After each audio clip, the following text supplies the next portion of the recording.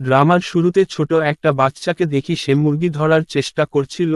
এরপরে সে তার মাকে ডাকে, তার মা সেখানে উড়ে আসে। তখন আমরা বুঝতে পারি তার ভিতরে ম্যাজিক্যাল কিছু আছে। সে এসে দেখে বাচ্চাটি একটা মাছ আর একটা মুরগি ধরে আছে। তখন সে বাচ্চাকে বলে এগুলো আমাদের ধরা উচিত না, কারণ এরা আমাদের এখানকার সৌন্দর্য বাড়ায়, তাই এগুলো ধরবে না। এরপর সে তার ম্যাজিক্যাল শক্তি দিয়ে সেগুলো ছেড়ে দেয়। তারপরে বাচ্চাটা কান্না করতে থাকে, সে বলে আমি তোমার সাথে থাকবো না।